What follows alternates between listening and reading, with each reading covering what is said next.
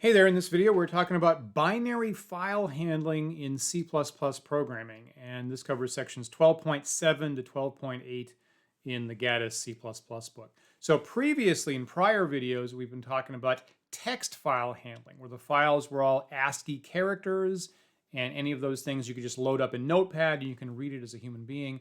Now this is going to be different. This is going to be the same binary format that data is actually stored in memory. So hopefully this is going to be a lot more efficient in a lot of ways. Binary files.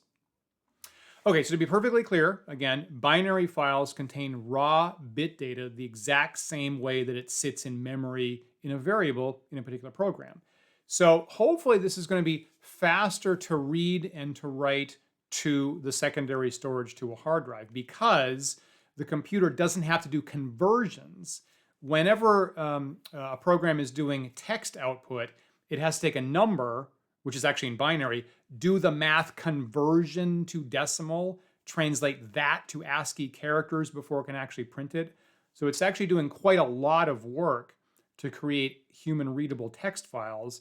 And using binary files is just going to cut all that stuff out of the process. It's going to take what's in memory and just immediately print it to the hard drive. So it ought to be like faster and more efficient on the processor. It's also going to be probably more compact on the disk. It's probably going to take up fewer bytes on the hard drive or your flash drive than it would take for ASCII characters. Again, because it actually winds up using less space, as a matter of fact. The disadvantage is that a binary file is not in human readable ASCII. So if you have a saved game file from a computer game, or a music file, or a movie file, and these are all examples of binary files, you can't just load that stuff up in Notepad and see what's going on. You need a dedicated reader to actually use that type of file. But other than that, it ought to be a lot more efficient. I would probably say most data in the world gets stored in binary format, not actually text format. So another thing we really ought to know about. Let's kind of emphasize that point about being more compact on the disk a little bit more. The difference between these things. And we've talked about this before, but I just wanted to really highlight this before we go on. So here's an example of binary data versus text data. At the top, I've got what I want to call the number 120. And if I were to store that in memory in 1 byte, like in an unsigned char type, you could totally do this, store the number 120. It's in binary, it's going to look like this, 0111100. And if you know enough about binary, you can convert that to decimal and double check that I've got the math right, that's what I want to call the number 120. The point being, it fits in 1 byte. You don't need any more than 8 bits to represent that number. But if you're going to print that out for a human being, that's going to get converted into 3 separate visible digits. So if you want to see the text version of 120, that's going to take up 3 bytes. There's going to be the character for the digit 1, there's going to be the character for the digit 2, and the character for the digit 0. Now, if you look up in an ASCII table, the visible digit 1 is actually number 49, and here's the binary for 49 here. That's 1 byte. And the second byte, holding the 2, the digit 2 is really ASCII number 50, so there's the binary for that. And the digit 0, that's actually ASCII number 48, so here's the binary for that. So the point being, 3 separate characters that you're looking at have to be stored in 3 separate bytes. And in fact, there's actually a 4th one, right? Because there has to be the null terminator, which is actually the number 0 following that. Actually be 4 bytes, as a matter of fact. So this number that normally would be storable in 1 byte as an actual number has to get represented by 3 separate characters. So for this particular example, the ASCII text version takes up 3 times as much space, or 4 times as much space if you include the null terminator. So hopefully that makes sense about the difference between actual, binary values versus the ASCII readable version when you print it out. So all the prior stuff, right, our text files have been using what's on the bottom of printing out ASCII characters. Now we're going to skip that, and we're just going to write the binary version directly from memory to the hard drive and skip the whole conversion process. Now, if this makes sense to you, there's actually a pretty interesting programming challenge in the book, Programming Challenge 10.8, which is titled finding the sum of digits in a string would be a really interesting extra optional exercise at this point. So if you do have an ASCII string like on the bottom, right, and the numbers, right, are really 49, 50, and 48, how would you in a program convert that to the digits 1, 2, and 0, and then add them up and hopefully get 3? That's a really interesting little challenge you could probably try on your own if you understand this. Okay, so we want to do some actual binary file handling. So when you open your file, you're going to make a file stream object of type fstream. And when you open it up now, in addition to iOS in and iOS out, there's another flag you can use called iOS binary. So here we're doing that. I've made an fstream object called infile. We're doing infile.open. The name of the file is going to be nums.dat. And I'm sending in the iOS in mode because it's going to be for input, the bitwise OR operator combined with iOS binary. If I didn't do this, by default, files get opened for text IO. So I do have to send in the iOS binary flag for binary functioning. Now that you're seeing some more flags as far as the opening mode of a file, here's a couple other flags that are less commonly used, just so you know the full story. There's iOS app, which means I'm going to append to an existing output file. See, previously when we open up an output file, we said it just gets erased and you rewrite the whole thing. If you don't want to do that, you could use the iOS app flag, and that keeps what's already there in a particular file, and now you're just adding to the end of it. That process is called appending. There's the iOS @e flag, which means that you're opening the file at the end of the file, and now you can either add more stuff or you can backtrack, and you could rewrite stuff before it, or you could read stuff, or you could write stuff later, so a couple different options. But whereas normally you open a file at the start of the file, this here opens it up at the end instead, so that might be convenient for a couple reasons. There's also iOS trunk, which says I'm going to take this file and I'm going to truncate, I'm going to delete the existing file content, and I'm going to overwrite it. So I don't use those flags a lot, but they exist, and you should probably know about them in case you ever see them in code. And if you're one of my students, you should, again, probably keep a piece of paper with some notes about all these different options, and in particular on this slide, how you open a binary file. That's really the important thing here. Okay, so once you've got a file open for binary IO, reading or writing here, you're not going to use the left arrow, right arrow operators like you do with syn and count. That's just for text IO, so you're not going to do that. What you are going to do here is you're going to use a member function called read. So every file stream object includes a member function called read. So you're about to call a function by infile.read. That takes 2 parameters. Now, the first parameter is a character. Remember, characters are just 1 byte. So this is just going to read in 1 single byte. That's actually taking the pointer to a character. Is how that works. So you have to have a character variable. Here we're calling it CH. You have to have a character variable ready to store some incoming data from your read operation.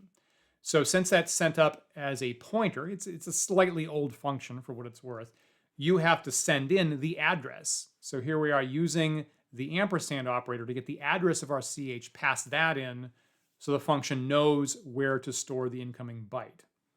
And the second parameter is the number of bytes to read from the file. So probably, I mean, I could have just written 1 here, frankly, but probably to be convenient and safe, I'm going to use the C++ size of operator. So size of is a built-in keyword that looks at this particular piece of data and reports how many bytes it is. So for our character data, a character is 1 single byte. In this case, it's just going to be 1. So infile.read, address of a character, size of how much to read, namely 1, and it gets 1 single byte out of your binary file, right, not ASCII readable, and stores it in this CH. So that's how you're reading. Now, on the other hand, if you have a file for output, again, you're doing binary output, the member function for that is called write. Hopefully that's pretty easy to remember. So for that, you do outfile, which is presumably open for binary output. You do outfile.write, pass in the address of a character, because that's a pointer, and again, the number of bytes that you want to write, which of course would be 1. That's the size of a character. So there you are reading or writing one single byte at a time. Well, in C++, it's the character type that's of size 1 byte. So we're going to use that to retrieve and to store single bytes. And that's what that looks like. Okay, now not super interesting that we're just getting 1 byte at a time. So what's it going to look like when you're reading or writing multiple bytes? Okay, so the little detail here, the little wrinkle is that, again, the read and the write functions expect to be dealing with single byte types. You can read more than 1 byte at a time, but the type of data that it expects to be dealing with is just 1 byte at a time. So you're still going to have to pass in the address of a character, a 1 byte type, even if you're actually dealing with a different type. So you can do that with a cast operator. For example, let's say I'm going to read and write integers. So I have an integer variable called num. Remember, the integer type on our systems is actually 4 bytes in size. So if I want to read in one binary integer from a binary file, I'm going to do infile.read. I'm going to pass in the address of that num variable, but of course that's a pointer to an integer, which this function doesn't like, so we're going to have to cast it to a character pointer type. That's the type that this function needs, so we'll do that casting, and then it says, yeah, here's the specific byte where I'm starting my read operation for you.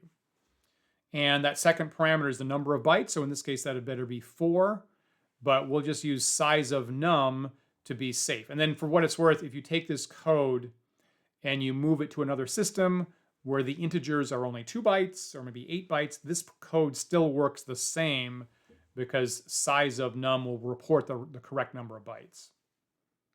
And then down here, if I am writing that, I'm writing an integer in binary format to a file. I have outf, whatever the name of the file is, .write, and again, pass in the address of your variable, but cast it to a character pointer type because that is what these functions need. And then pass in the number of bytes, which again would be 4 here for the size of num. So again, this is new. This looks a little bit weird probably the first time you see it. Again, the point is the read and the write functions expect to work with a 1 byte type. So if you're doing something else, you have to cast the pointers to the character type. That is our 1 byte type in C++. So probably jot this down on your notes, and then you can use that in an assignment or the next lab. Even better. Okay, so there we were writing a 4-byte integer. But even better, I mean, you can write any number of bytes that you want. So here, think about this. If I'm working with a structure, and you will be working with structures, you can read and write the structures of files in just one shot. You don't have to do it 1 variable at a time or 1 byte at a time. You can just send the whole structure as a chunk to the binary file. That's going to be really efficient. So this is going to be very simple for fixed length structures. If you can look at the structure definition and state specifically, here's how many bytes it always is, this is going to be very, very easy in conjunction with those read or write functions.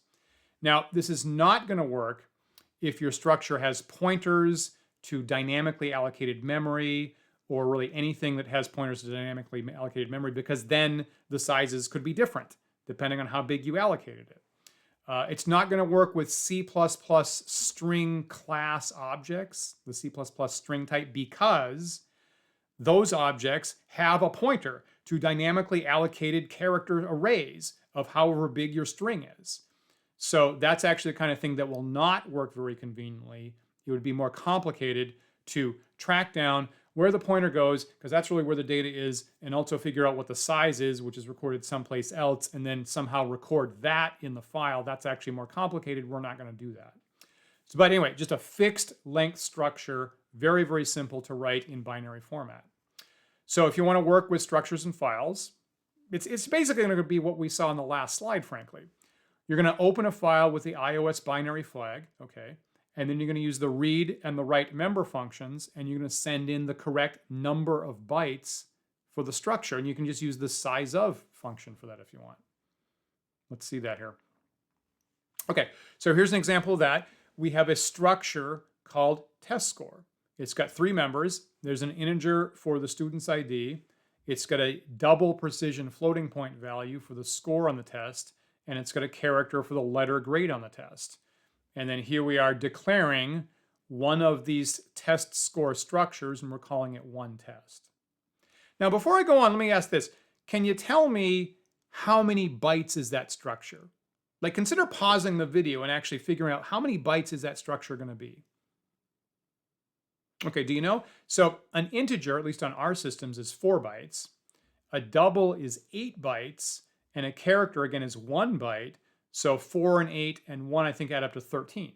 So I think that is a 13-byte structure, and that never changes, right? Any test score structure is always going to be exactly 13 bytes, if I did that math right. So here, once you've filled out the one test with appropriate data, here's how you can write that to an output file. It's just one line of code. You're going to write grade file. Presumably that's the output file that's been opened for, successfully opened for binary output. So you're going to write grade file dot write, pass in the address of one test, cast it to a character pointer, because that's what this needs. It needs the 1 byte pointer, and then the size of the one test, which is actually the number 13. And then all 13 bytes just go from memory and get planted in your binary file. Super simple. How nice is that? So you're actually doing quite a lot of work here with just one little line of code, and the whole structure is one single package, just goes in binary form into your file. Nice.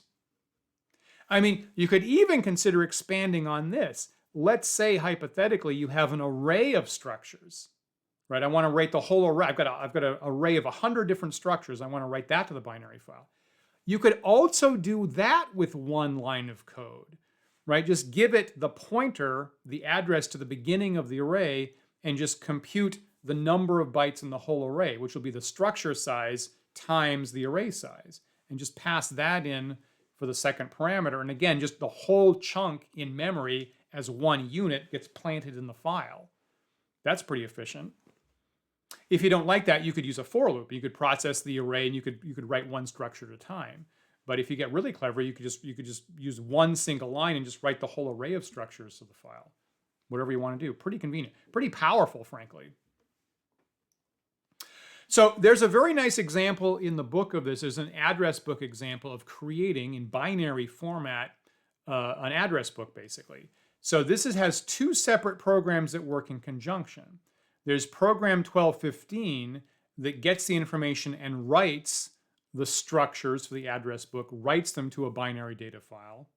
And then separately, there's program 1216 that reads those structures back into memory and prints them on the screen.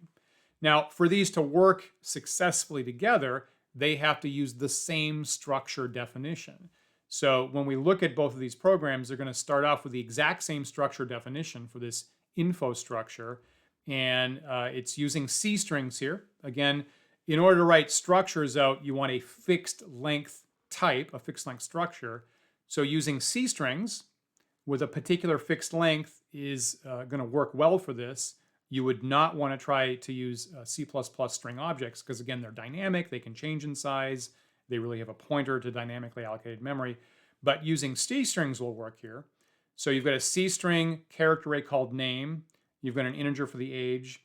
You've got a C string for address 1 and address 2 and also the phone number, including dashes, and it's not something that you'd ever do math on, so it makes sense to use that as a string. And these constants here, name size, address size, and phone size, have got to be exactly the same thing in both versions of the program for this to work. If they're not handling the exact same data format, then things are going to get scrambled up and confused. So that's why both of these programs have to have the exact same structure definition at the top. Okay, so I'd really like to test out this interesting address book program here in Chapter 12. I'm going to pull up program 1215 to start with. And you can see here, like we said, the info structure is being defined at the top of this file. And now you can see exactly how large those fields are going to be. They've set the name size to 51. I think the point of that is they wanted 50 characters for the space for the name, and they needed 1 extra byte for the null terminator, I think is why they did that. Same size for the 2 address lines, also 51. and they're setting the phone record to 14 characters. And I think a normal phone number has 10 digits in it, plus 2 dashes, plus 1 null terminator. I think it would be 13 actually, close enough, something like that. So here's your info structure right here. And now that you can see how big the field sizes are, I'm going to ask you, and maybe pause the video here, how big should the info structure be? How many bytes long is that structure? Okay, so I'm actually going to pull up a calculator here and figure that out. So we know that characters are 1 byte each, and the name field is 51 characters long. That's pretty easy. That's going to be 51 bytes. And then the age integer there, we know that integers on our system are 4 bytes. So I'll add in 4 for that. And then there'll be another 51 bytes for the first address line, another 51 for the second, and obviously 14 characters, 14 bytes for the phone size. So hopefully you came up with 171 bytes. It's probably what you ought to say. Now, here's a little detail that I glossed over earlier that we need to deal with at this point. The way that the memory system is set up, the memory system is actually most efficient and works best when a particular type of data is aligned on address values that are evenly divisible by the data type size. Okay, so imagine that your memory is entirely filled with ints. Okay, so the most efficient thing that you'd possibly have is you'd have the first int starting at address 0, and the next one would be at address 4, and then 8, and then 12, and 16, and so forth. So the memory system is actually set up kind of expecting that, and it's most efficient to access memory and pull information into the CPU when it's aligned on evenly divisible blocks like that. Now, our compiler knows that that's true for the memory system, so it's going to do some extra work for us trying to align particular types of data on evenly divisible blocks. So let's think about that right now. The name array, okay, so that's a bunch of characters and they're just 1 byte each, and that actually doesn't make any difference for this purpose. Notice that if we call the start of the info structure byte number 0 and the name field is 51 bytes long, then the age variable would be starting at byte number 51. And that's a problem because 51 is not evenly divisible by 4, which is where you kind of want integers to be sitting. Integers want to be on addresses that are divisible by 4. So in order to fix that, our compiler is actually going to add 1 extra byte on at the end of the name field. And once you do that, the age variable will be starting at byte number 52, and that's good because 52 actually is divisible by 4. It's 4 times 13. So that extra byte is called padding a structure, and your compiler just does that automatically to play nice with the memory system like this. And then after that, you just have a bunch of other character arrays, and they're just 1 byte each, so it doesn't make any difference after that. But there is going to be 1 extra byte of padding right before the age field to get that aligned on an address that's divisible by 4. So I'm going to come over here. I'm just going to add 1 more byte in now that we know about that. And so actually, this info structure is going to be 172 bytes, at least on my system. Now, this whole padding issue, it varies by system. It's going to be on different computers, depends on what kind of memory you're using. There are functions in C++ that you can take control of that if you don't want that to happen. There's a function called align as. There are directives called pragmas that you can take control of that. That's outside the scope of our course, but just now you know a little bit more advanced information that this structure padding can be an issue. And it also highlights how important it is to use the size of function when that shows up below here in the main function. There's these additional details. You can't entirely guess it, so it's important to use the size of function and always get the actual correct size of your structures. All right, so just kind of remember that. It's really 172 bytes. Now, you get in the main function. What does this program actually do? Well, obviously, it makes one of those info structures and calls it person. It's going to open up an fstream object for file handling here. Going to call that object people. Going to create a new file called people.dat. And this file is being opened for output. So it's going to create that file if it doesn't already exist. Being open for binary format printing, as you can see here. And basically, you're going to ask the user a bunch of information to fill out that person structure, that info structure. So ask about the name, and of course, since the name can have a first name and a last name with a space, you can't just use syn right arrow extractor, you've got to use syn.getLine. And you get that first and last name and put it into the field person.name. Okay, then you ask for the age. Now the age is a number, so you don't need getLine for that. You just syn right arrow to person.age. Here's the cranky little detail as you switch from one to the other. We've seen this before. The right arrow extractor that's happening for numerical input leaves a new line in the keyboard buffer, but getLine does not. So to match that up at this point, as you shift from numerical input back to getLine, you've got to call syn.ignore to wipe out the new line that the extractor left in the keyboard buffer. Seen that before. Be careful about this little detail when you write your upcoming assignments, when you switch between the basic extractor and getLine, remember that.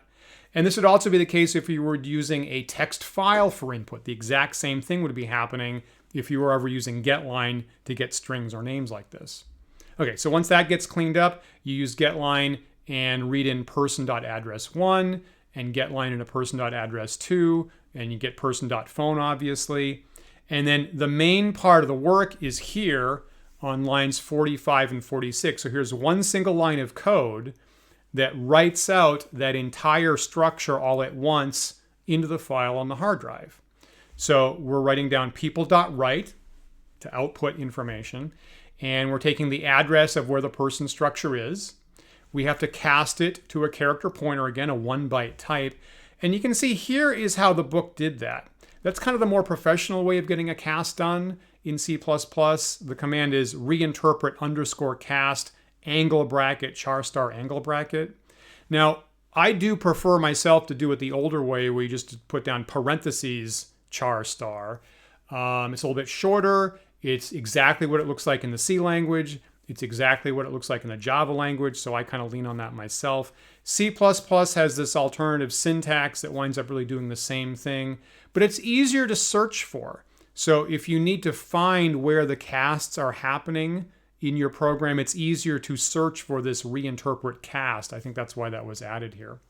And of course, the other parameter is the size of the structure, and we know that a person structure now is actually 172 bytes, but it's really important to use size of here in case you didn't know that, or you do something different with the padding, or you move this to a different system or something like that.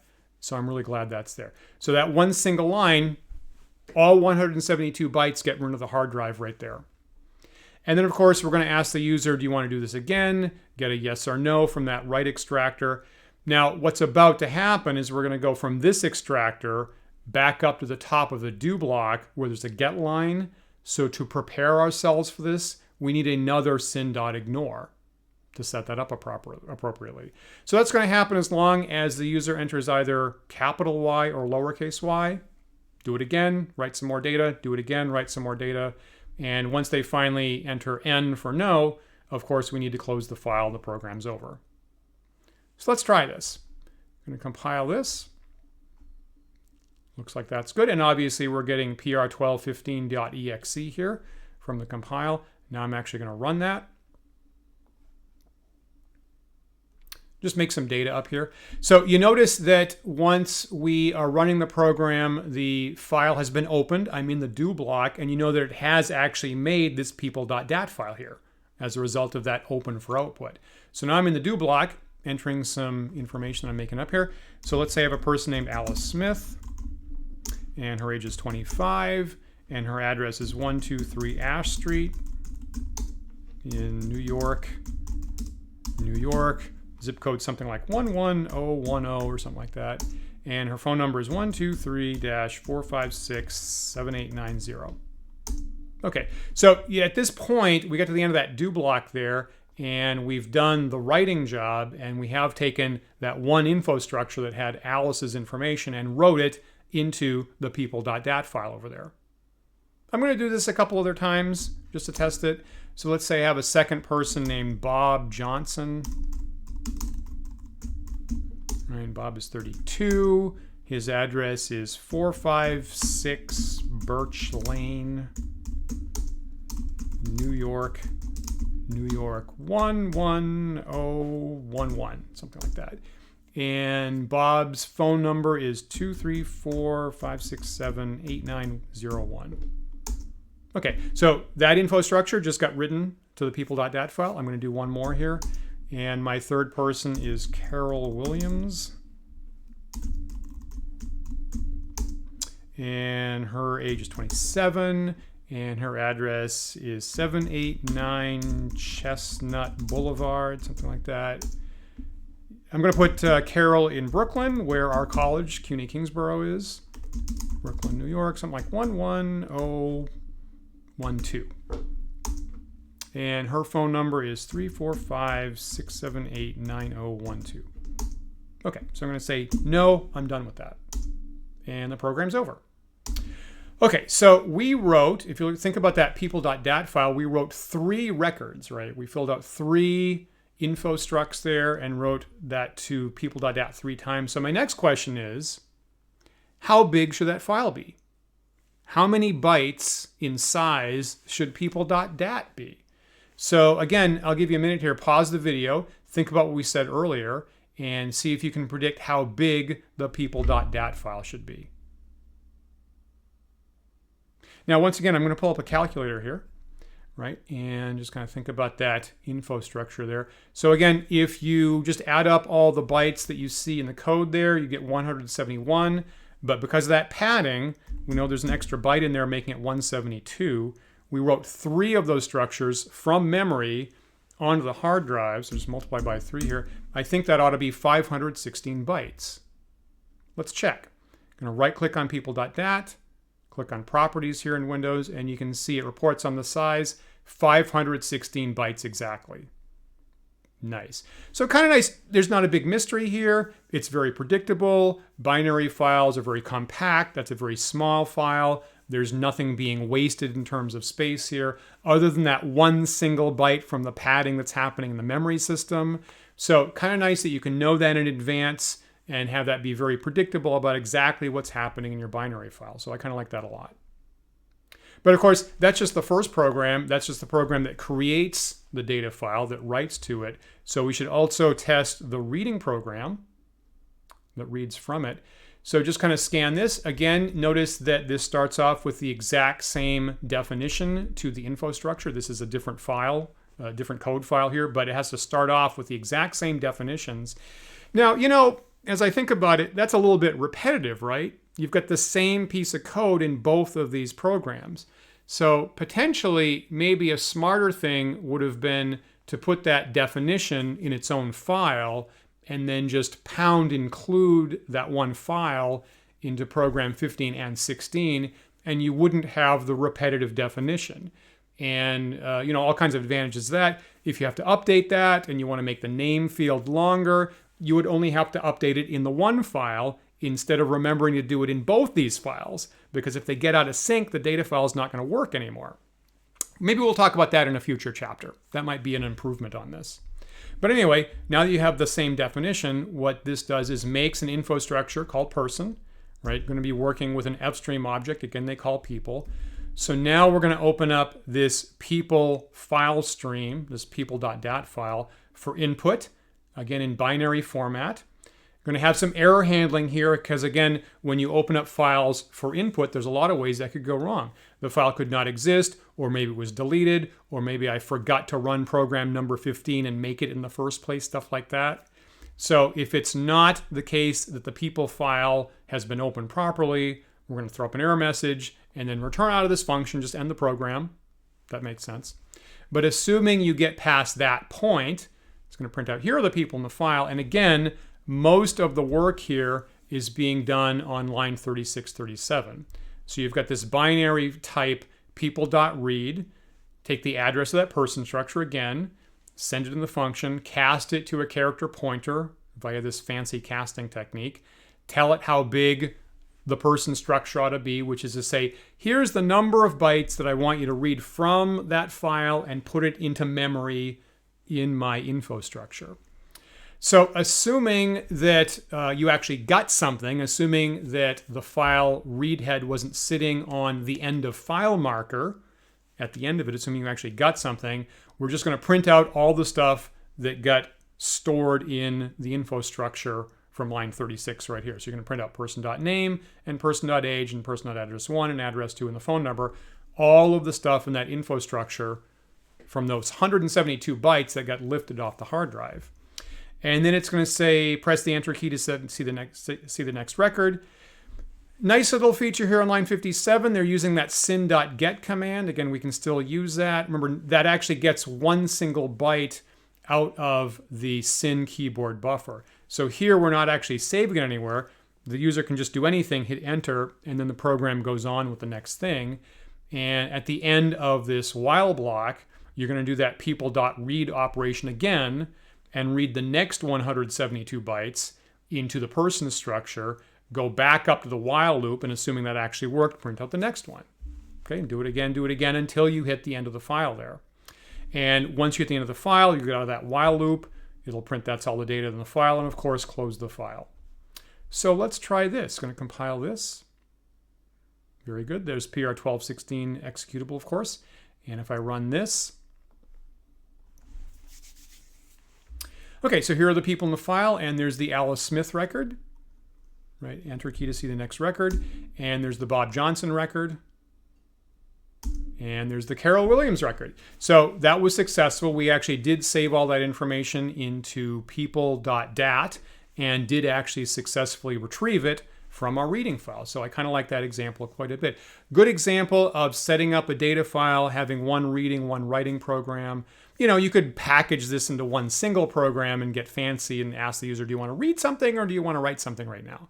But we have it in kind of these two separate things, so that's very nice. And it's nice to know exactly what's getting into your binary data files and how very, very efficient it is to do that. And of course, I'll hit enter here and it'll say that's all the data in the file. Works great. I like that example a lot. All right, so there is an introduction to binary files.